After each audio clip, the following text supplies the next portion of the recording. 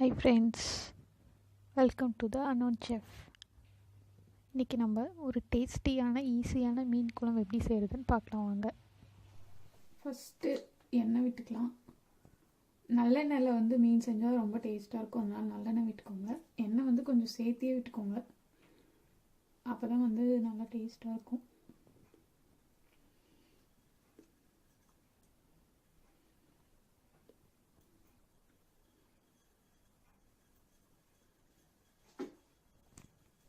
கொஞ்சம் வெந்தயம்,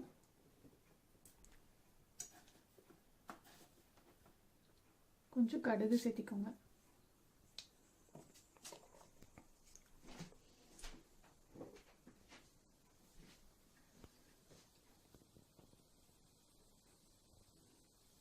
கடுகு கொஞ்சம் பொரிஞ்சதும் 2 வரமிளகா,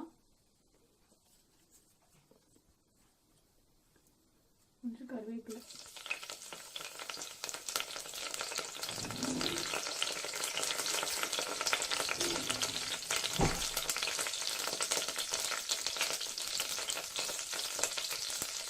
இதோட பூண்டை நல்லா இப்படி இடிச்சு வச்சுக்கோங்க.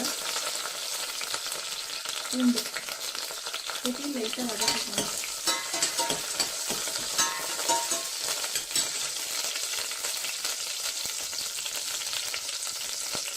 இதோட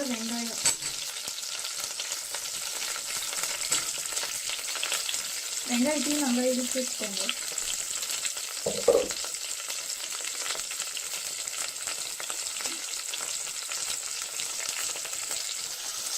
மீன் குழம்புக்கு எப்பயுமே சின்ன வெங்காயம் போட்டு செஞ்சிங்கன்னா நல்லா டேஸ்ட்டாக இருக்கும். அதனால சின்ன வெங்காயம் எடுத்துக்கோங்க. எப்பயுமே சின்ன வெங்காயத்தையும் பூண்டையும் இந்த மாதிரி லைட்டாக இடிச்சுக்கிட்டிங்கன்னா, நீங்கள் முழுசாக போடுறதோட கட் பண்ணி போட்டதோட இந்த மாதிரி இடிச்சுக்கிட்டிங்கன்னா உங்களுக்கு டேஸ்ட் பேசி வரும். வெங்காயம் கொஞ்சம் நல்லா வதங்கட்டும்.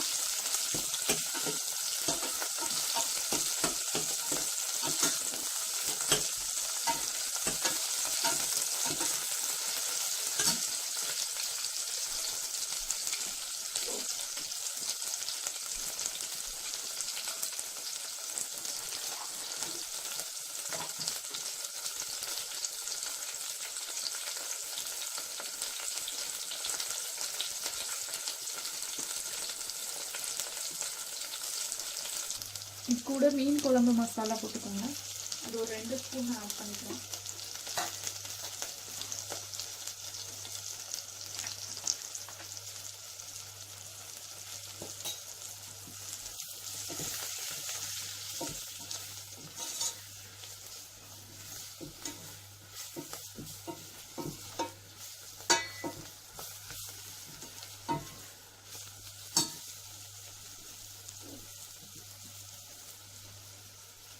இது கூட நம்ம தக்காளி சேர்த்துக்கலாம்.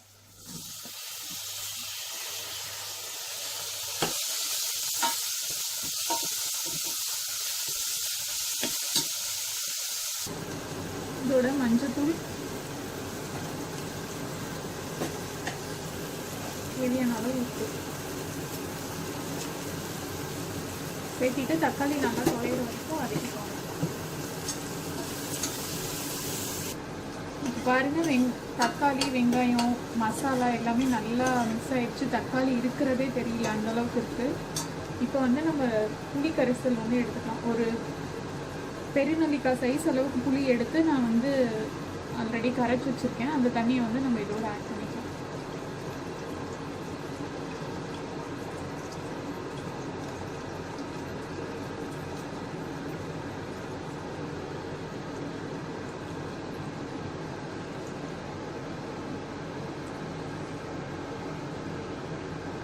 உங்களுக்கு குழம்புக்கு எவ்வளோ குவான்டிட்டி வேணுமோ அந்த அளவுக்கு தண்ணி வேணும்னா கூட குறைச்சி சேர்த்துக்கோங்க.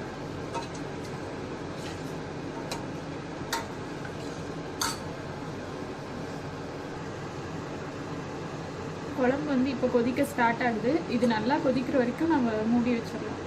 மூடி வச்சுட்டு நல்லா அது கொதிக்கட்டும்.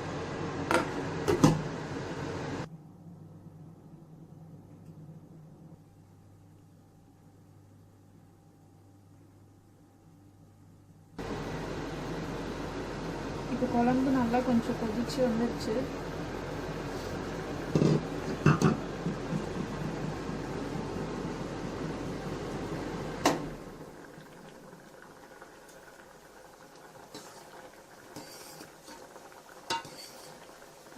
ஸ்மெல்லும் நல்லா செம்மையாக வருது. மீன் குழம்பு பார்த்திங்கன்னா எப்பயுமே வந்து சட்டியில் வச்சா ரொம்ப டேஸ்ட்டாக இருக்கும். மீன் குழம்பு மட்டும் இல்லை, நம்ம வைக்கிற புளி குழம்பு எல்லாமே வந்து நீங்கள் சட்டியில் வச்சிங்கன்னா டேஸ்ட் வந்து நல்லா வரும். இது இண்டக்ஷன் ஸ்டவ்ன்றதுனால எனக்கு சட்டி யூஸ் பண்ண முடியல. அதனால வந்துட்டு நான் வந்து பாத்திரத்துலேயே, சில்வர் பாத்திரத்துலேயே செய்கிறேன். அதே மாதிரி மீன் குழம்புக்கு வந்து நீங்கள் மீன் பீசஸ் வந்து எப்படி எடுக்கணும்னா மிக்ஸ்டாக எடுக்கணும். தலை பீஸும் இருக்கணும், நடுவில் இருக்க பீஸும் இருக்கணும், வாலும் இருக்கணும். அந்த மாதிரி எடுத்திங்கன்னா தான் வந்து மீன் குழம்புக்கு வந்து டேஸ்ட்டாக இருக்கும். நீங்கள் தலை இல்லாமல் மீன் குழம்பு பண்ணிங்கன்னா லைக் டேஸ்ட் வந்து இன்னும் கொஞ்சம் கம்மியாக இருக்க மாதிரி தான் ஃபீல் ஆகும். ஸோ எப்பயுமே மீன் குழம்பு செய்யும்போது தலை, வால், அந்த நடுவில் இருக்க பீஸ் எல்லாத்தையும் சேர்த்து போட்டுக்கோங்க. அப்போ தான் வந்து டேஸ்ட் நல்லாயிருக்கும். குழம்பு நல்லா கொதிச்சு வந்துடுச்சு. இப்போ நம்ம மீன் பீசஸ் ஆட் பண்ணிக்கலாம்.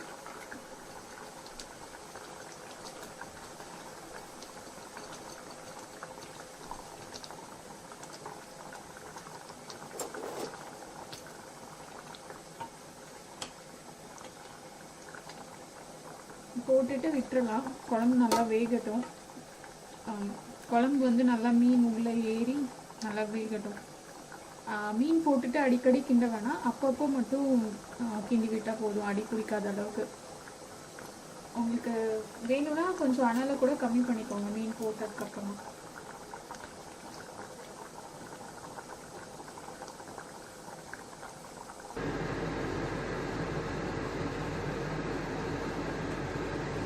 மீன் வந்து வேகிறதுக்கு ரொம்ப நேரம் ஆகாது, ஒரு 5 minutes அதுக்குள்ளே வெந்துடும். ஸோ மீன் உடையாமல் அப்படியே திருப்பி போடுங்க. இப்போ மீன் ஓரளவுக்கு நல்லா வெந்துருச்சு.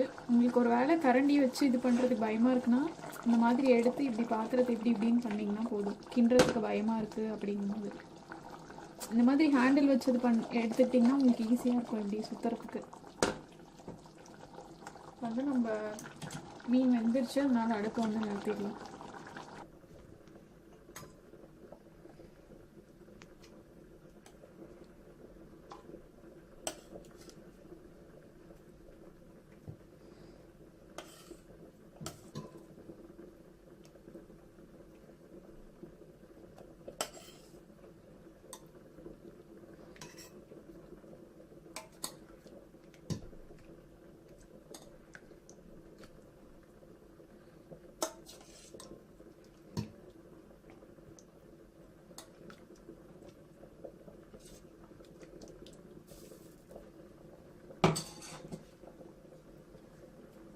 நல்லா டேஸ்டியான மீன் குழம்பு ரெடி.